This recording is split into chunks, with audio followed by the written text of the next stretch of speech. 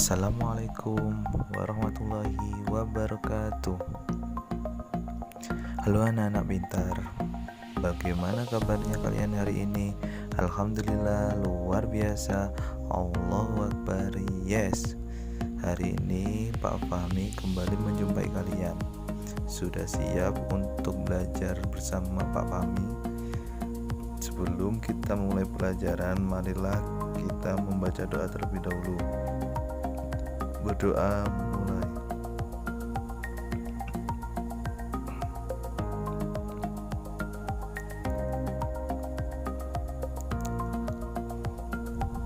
Dari awal tema 1, kita sudah mempelajari bahwa Indonesia adalah negara yang kaya akan keanekaragaman.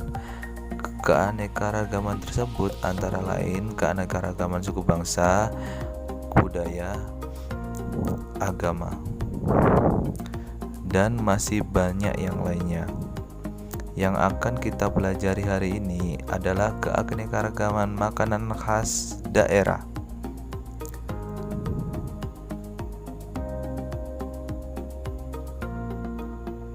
Anak-anak pintar, makanan tradisional Indonesia terkadang membutuhkan waktu dalam mengolahnya. Contohnya, dodol Betawi.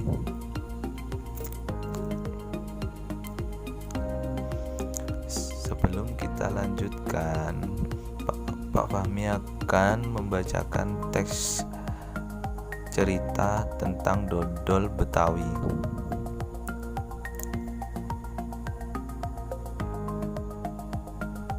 Dodol Betawi. Sebentar lagi kota Jakarta akan berulang tahun. Seperti tahun-tahun sebelumnya, Mak Salma menerima banyak pesanan. Mak Salma adalah pembuat dodol tradisional Betawi di kampungnya. Biasanya, ketika menyambut ulang tahun kota Jakarta, banyak pertokoan yang mengadakan festival Betawi. Makanan Betawi menjadi jajanan di festival. Kerak telur, bir peletok, dan dodol Betawi menjadi primadona makanan dalam menyambut Dirgahayu Jakarta.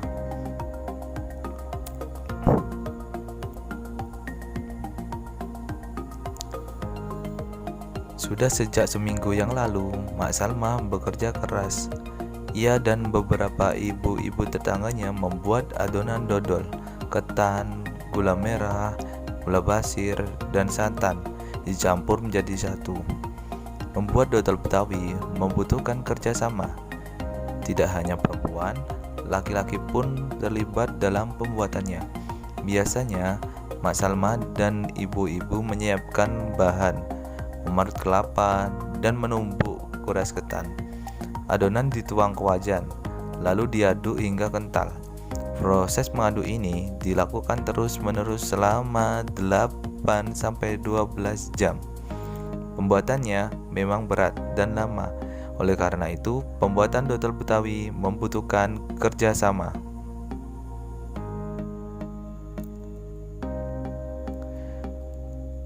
Untuk memenuhi pesanannya, Mak Salma selalu melibatkan tetangga-tetangganya. Mak Salma ingin rejeki yang diperolehnya dari dodol Betawi tidak dirasakannya sendiri. Mak Salma juga ingin dodol Betawi selalu dikenang. Ia ingin warga di sekitarnya juga ikut melestarikan makanan tradisional milik kampus sendiri. Dodol Betawi Mak Salma ikut melestarikan budaya, memupuk kerjasama, serta menjalin keakraban antar warga.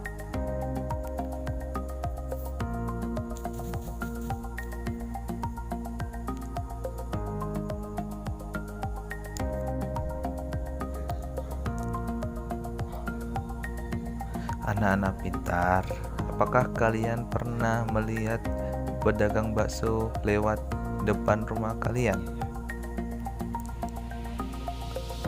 Pedagang bakso biasanya memberitahu pelanggannya dengan cara memukul sendok pada mangkok sehingga menghasilkan bunyi nyaring.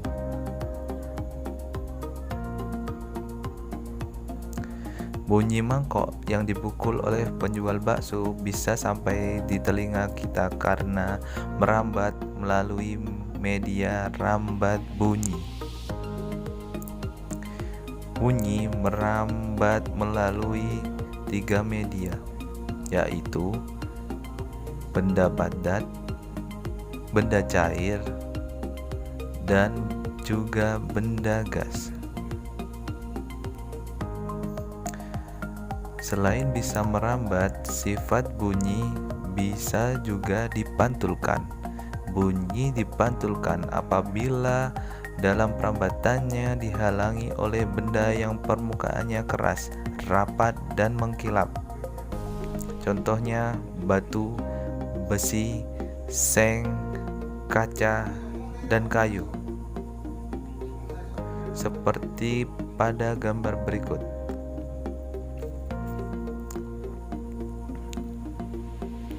Hal inilah yang menyebabkan suara gurumu dalam kelas akan lebih mudah untuk didengar meski tanpa pengeras suara.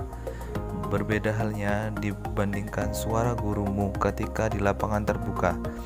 Dia harus menggunakan alat pengeras suara supaya suaranya lebih mudah ditangkap oleh telinga kalian.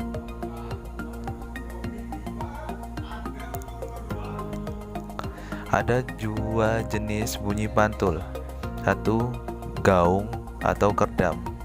Gaung atau kerdam yaitu bunyi pantul yang datang hampir bersamaan dengan bunyi aslinya. Gaung terjadi karena jarak antara sumber bunyi dengan media pantul cukup dekat.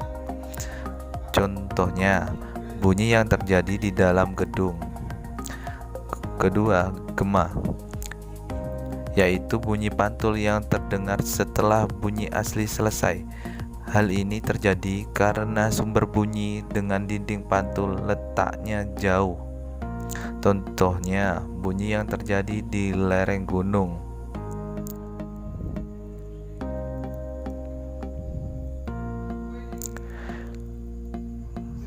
Setidaknya ada 7 manfaat pemantulan bunyi.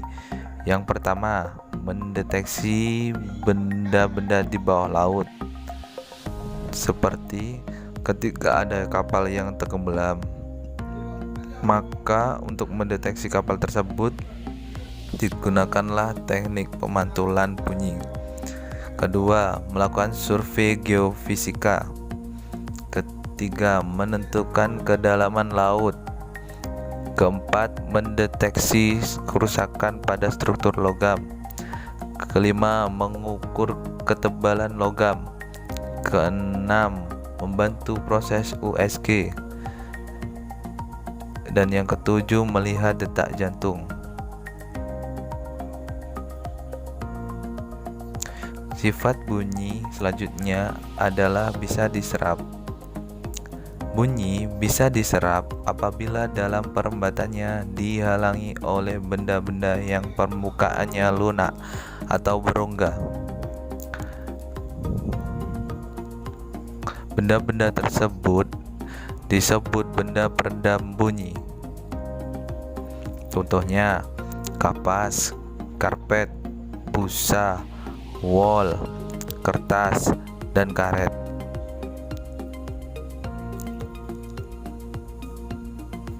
Inilah yang digunakan pada dinding-dinding bioskop, dinding-dinding tempat karaoke,